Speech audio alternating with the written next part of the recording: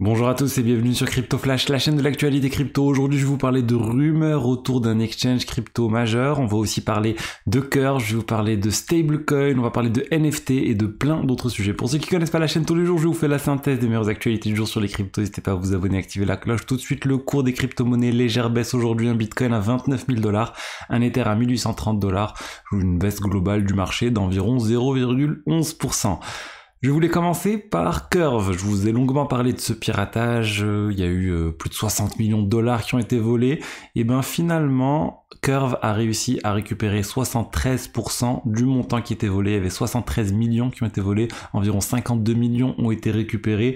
Il reste en fait malheureusement dans les 18 millions de dollars qui n'ont pas été récupérés, qui concernent la pool Curve Ethereum. Du coup, c'est là en fait où il y a le plus gros risque que le hacker vende les CRV et qu'il y ait une baisse assez importante du token Curve. Et pour cette pool là, ils n'ont pas réussi à négocier avec le hacker. Du coup là, ils ont offert une récompense d'1,85 million de dollars à toute personne qui aurait des informations qui aboutiraient en fait à ce que le hacker soit arrêté, du coup à ce que les cryptos soient récupérés. On va voir si ça marche, est-ce que ça va faire peur aux hackers? Espérons, parce que ça reste quand même une somme non négligeable qui a toujours pas été récupérée. Je voulais maintenant vous parler de Huobi. Huobi, c'est un exchange qui serait détenu par Justin Sun. Il l'a jamais avoué officiellement, mais il y a énormément de choses qui semblent indiquer cela. Et Huobi, cet exchange qui vient de Chine initialement, qui a dû être forcé de quitter la Chine, parce que la législation chinoise a changé, il s'est retrouvé en difficulté. Depuis, Justin Sun l'aurait acheté. Et là, en fait, il y a plein de rumeurs qui circulent sur Huobi, comme quoi Huobi n'aurait pas suffisamment d'argent, qui serait insolvable. Ça vient d'Adam Kochran, en fait, qui relaie beaucoup ces rumeurs. Mais il y a d'autres articles de presse sur le sujet. Ce qu'on constate, en fait, c'est que il y a eu une panique. Les gens ont retiré 73 millions de dollars de l'exchange. Vraiment, c'est au cours de la dernière semaine. Et il y a des dirigeants de Huobi qui auraient été arrêtés ou qui auraient été interrogés en Chine par la police. Du coup, ça fait paniquer les gens. Donc là, le côté police, le côté aussi échange insolvable. Encore une fois, on est sur des rumeurs. On n'a pas de choses concrètes sur le sujet, si ce n'est que les gens retirent leur argent de Huobi suite aux rumeurs. Mon avis sur le sujet, je le dis, je le répète, mais ne gardez pas la majorité de vos cryptos sur des exchanges. Laissez que ce qui est nécessaire pour vous. Par exemple, si vous êtes un trader, vous êtes forcé d'avoir des cryptos sur les exchanges, laissez-les. Si vous avez des produits spécifiques qui sont disponibles que sur les exchanges, laissez-les. Si vous avez une petite somme d'argent, si vous avez quelques centaines de dollars et ça vous gêne pas de les perdre, vous pouvez les laisser sur les exchanges. Mais pour les grosses sommes, c'est pas l'endroit qu'il faut utiliser pour garder les cryptos, à mon avis. Parlons maintenant de MakerDAO. MakerDAO, c'est un projet majeur qui est derrière d'ailleurs le stablecoin original, on va dire l'un des premiers plutôt stablecoins du marché décentralisé. Je parle pas ici de stablecoin comme l'USDC, etc. C'est censé être manipulé ou plutôt créé par un organisme décentralisé, mais au fur et à mesure le DAI malheureusement s'est centralisé parce qu'il se repose beaucoup sur l'USDC. Mais bon, pourquoi je vous en parle? Parce qu'en fait, ils offrent désormais le DAI un rendement de l'ordre de 8%. Si vous prenez des DAI et que vous les déposez sur MakerDAO, sur l'offre de MakerDAO, notamment sur Spark, leur équivalent d'AV qui viennent d'ouvrir, et bien vous pouvez obtenir jusqu'à 8% sur ce stablecoin sans trop de risques. En fait, vous êtes uniquement exposé à MakerDAO. Il y en a qui disaient que ce rendement c'était l'un des plus sûrs de la finance décentralisée. Après, vous avez toujours un risque, vous avez toujours le risque de piratage de smart contracts, etc. Mais effectivement, c'est pas très risqué. D'où vient ce rendement déjà? Ça vient en fait de MakerDAO qui investit ses USD, enfin ses DAI sont principalement backés par de l'USDC et d'autres protocoles. Ensuite, cet argent est investi dans des bons du trésor ou des choses similaires, des actifs du monde réel qui rapportent des taux d'intérêt assez importants et du coup, ils reversent une partie de ces taux d'intérêt aux utilisateurs via ces programmes-là. Ça a bien pris parce qu'on est passé de 257 millions de DAI déposés sur le contrat qui rapporte cet argent à 556 millions de DAI, donc une hausse de 75%. Donc les utilisateurs déposent massivement, normal, comme je vous l'ai dit. Pas trop de risques sur ce protocole.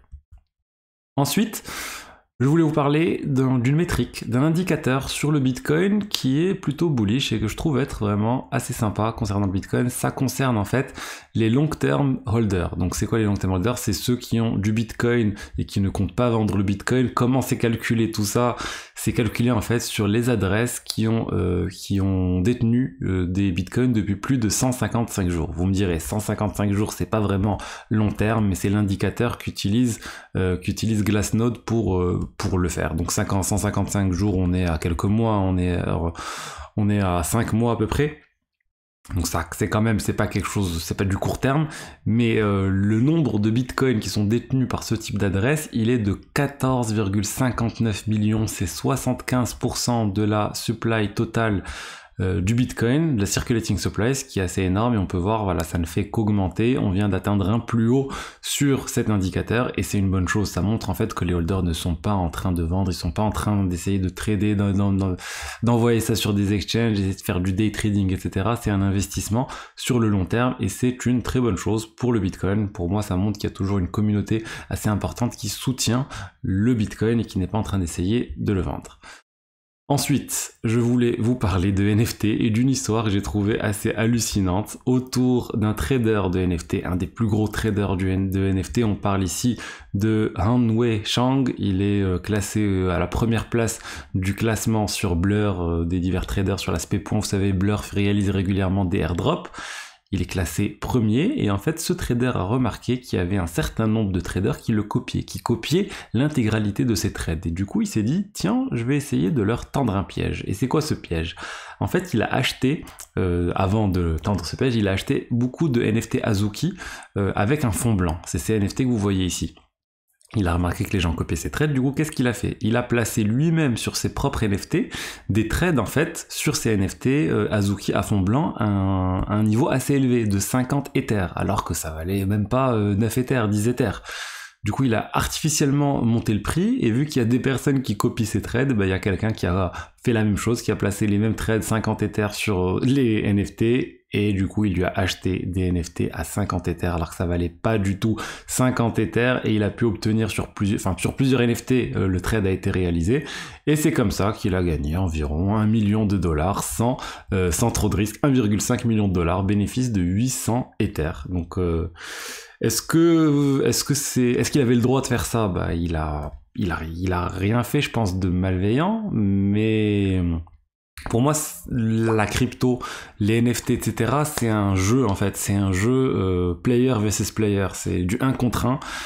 Et là, en fait, bah, il a perdu, l'autre personne a perdu, il a trouvé une stratégie, il l'a exploité. C'est pas un piratage, hein. Il a pas piraté un protocole, il a pas piraté une personne, il a juste vu que la personne était en train d'essayer de copier, et il s'est dit, bah, je vais essayer de la piéger. Après, est-ce que éthiquement c'est correct? Non, je pense que voilà, c'est quand même pas très cool vis-à-vis de la personne qui a perdu tout ça, mais c'est le jeu, et c'est des choses qui arrivent et qui arriveront et qui vont continuer d'arriver dans le monde de la crypto. Si vous faites pas attention à vos stratégies, à la manière dont vous réalisez vos stratégies, et ben les gens risquent d'en profiter. Qu'est-ce qu'on peut dire de plus? Si j'avais une dernière news sur Cardano avec l'activité sur Cardano qui a augmenté de 50% sur le dernier trimestre. Concrètement, il y a plus de transactions sur Cardano, tant mieux, hein. Cardano, il y a toujours, on va dire, pas beaucoup de transactions par seconde, donc c'est très important qu'ils développent tout ça, qu'ils développent en fait beaucoup d'utilisations différentes sur le protocole. Il y en a qui disent que Cardano est une zombie chain.